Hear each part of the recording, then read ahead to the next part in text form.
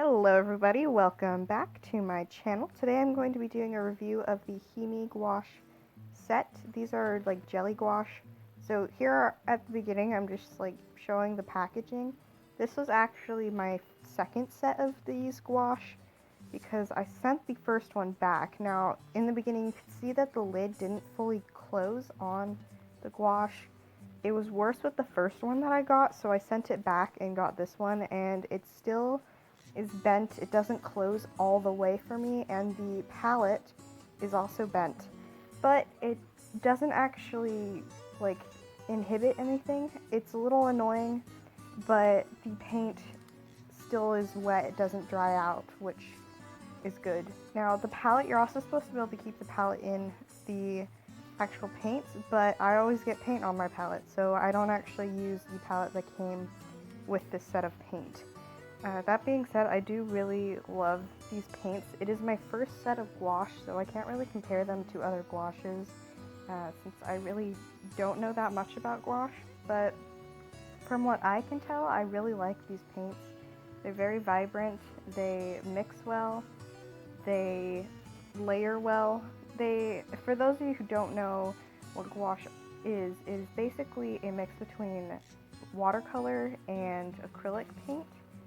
They are opaque watercolors, so they act like acrylic paint in the sense that they're opaque and they're like a paste, but they're water soluble, and if you add enough water to the gouache, then it basically just becomes watercolor again.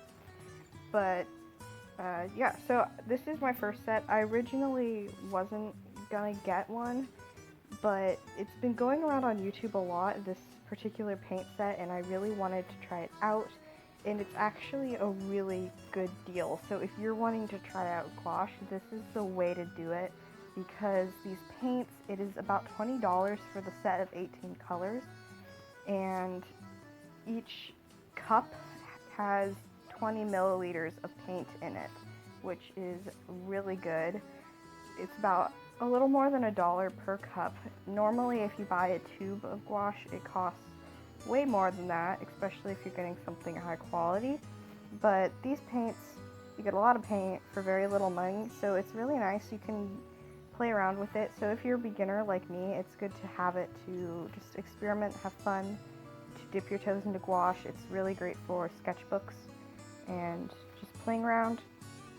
And the other nice thing is that because you get so much paint, at least for me, I don't as worry, words, I don't worry about wasting the paint because I get so much, and because it's in a palette like this and I don't have to squeeze it out of the tube, I don't waste as much as I usually would if it were in tubes.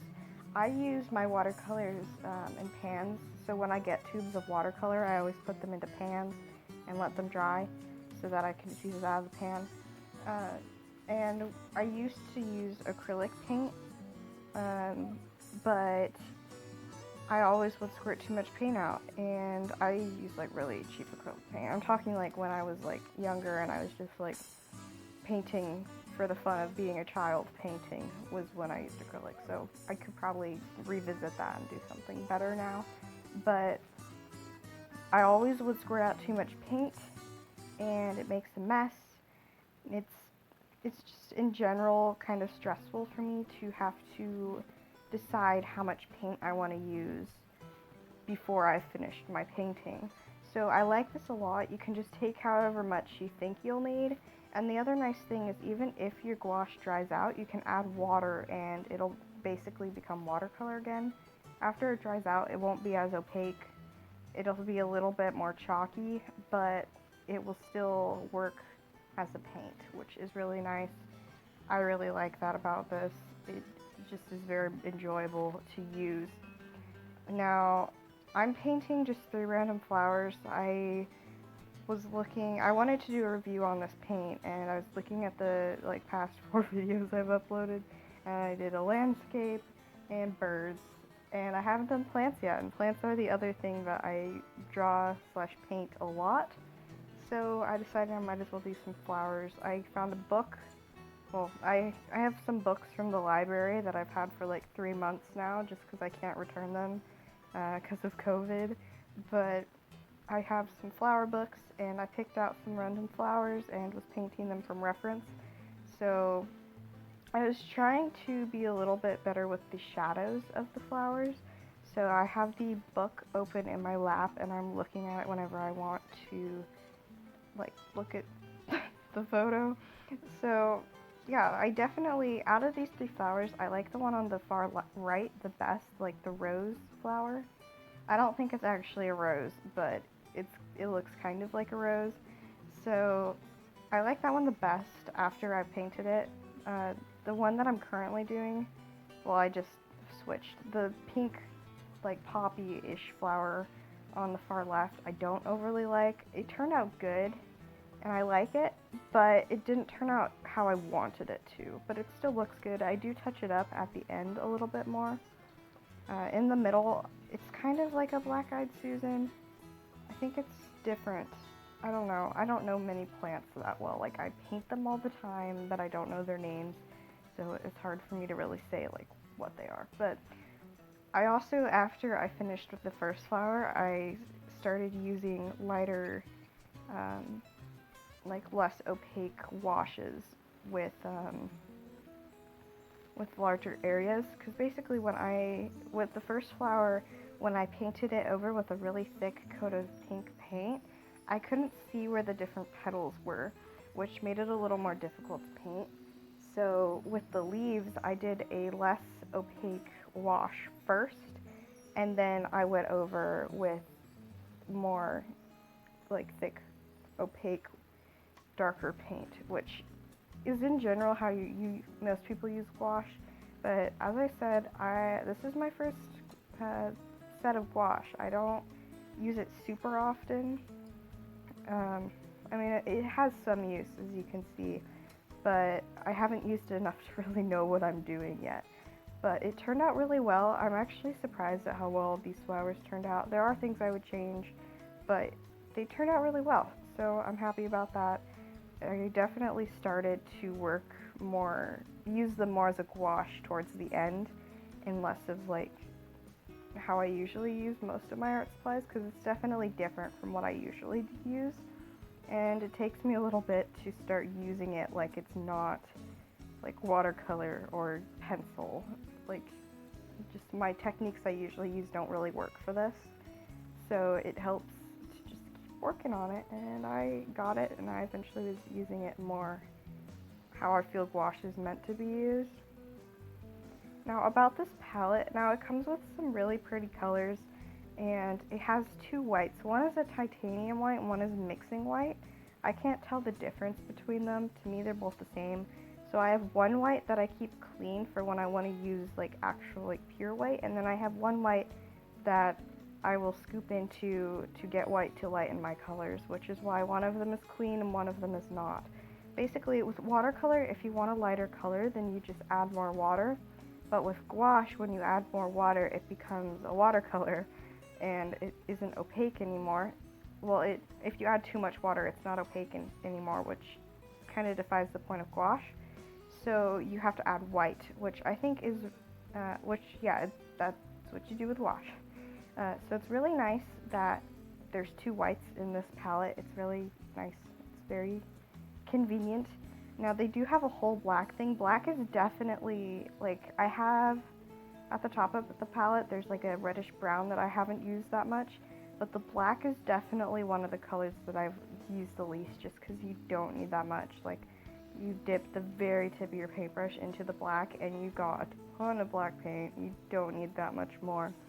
Now, starting on this last flower, I used a very light wash. I actually really liked this color. I was using the leftover pink from the like first flower, and then the leftover like yellowish orange from the second flower, and I kind of mixed it into this like salmony rose color, and I really liked that color, but I ended up covering most of it up when I continued painting, making it more opaque. The first layer was very like light. The first layer wasn't very opaque. It was just to get the paint there to cover it with color. So yeah, I really like these. In general, I think the paints are really nice. They're definitely, like, as I said, these are my first paints that I've had, like, first gouache paints. So I can't say whether or not they're really amazing quality, but from the research I've done and from my experience with them, I think they're really nice. I enjoy using them a lot. The packaging, I feel, I've watched a lot of videos of people using these paints on YouTube, but my packaging was not as great as I've heard a lot of other people's. I have seen most of the videos I've seen about these paints, the packaging was something that was highly praised. For me, I like it and it works and it keeps the paints moist, but my lid is warped, so when I close it, like, the corners don't fully, like, lay on the palette. It's not fully closed, so I have to wait after I close it and make sure the lid doesn't pop open, because usually it'll pop open a few times before it stays on, which is just because the lid doesn't go on fully. I don't know why that is. This is my second palette of these paints. I returned the first one because the lid was a lot, well, not a ton worse, but it was worse than this one, and it didn't really want to close, and it made the paints dry out. So I returned the first one, and I thought it would fix the problem when I got my second ones back, but the palette still, like, the lid and the plastic palette that came with it is still bent, so that's not great. I was really disappointed because I've seen a lot of positive reviews about the packaging, but mine just didn't quite live up to that. It still kept the paint moist, and I still like having the open pans as opposed to tubes of paint, but it just was a little disappointing. It's a little bit annoying. I ended up putting stickers on the lid of my paints just to, like, personalize it. There was one day I was bored, so I just put stickers on, like, all of my stuff, which was fun. I have a lot of stickers that I like that I haven't used because I don't know what to do with them, so I put them on my palette, which was fun. Now, there is like a plastic palette. I know I'm, like, using the word palette to mean the set of paints and palette to, like, mean, like, the actual place where you mix the paints, which might be a little confusing, but it came with a plastic mixing palette, and I used that at first, but I like using porcelain more. I found this dish. If you want a porcelain palette, it's really great because the paints pick up off of it. It doesn't stain. The paints don't bead up on it. It's just, I really enjoy using it. I used to use plastic. I think this works a lot better. If you want a porcelain palette, I'd suggest, like, going to a secondhand store like Goodwill and buying one. Of course, you can't right now, but that is where I'd recommend getting one because you can get it for like $2 as opposed to like $20. So I use my plate, but it does come with a plastic palette. I didn't overly like the palette that it came with. It's nice to have it, but I don't like to use it. Yeah, at this point, we're almost at the end of the video, and that's pretty much all I have to say about the paints. The flowers, I think, turned out really well.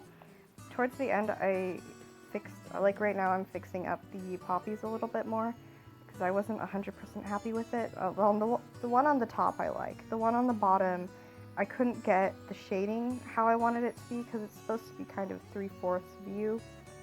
But they all turned out really well. I'm really happy with how they look, and I hope you enjoyed watching the video. I appreciate your support. Don't forget to leave a like and subscribe.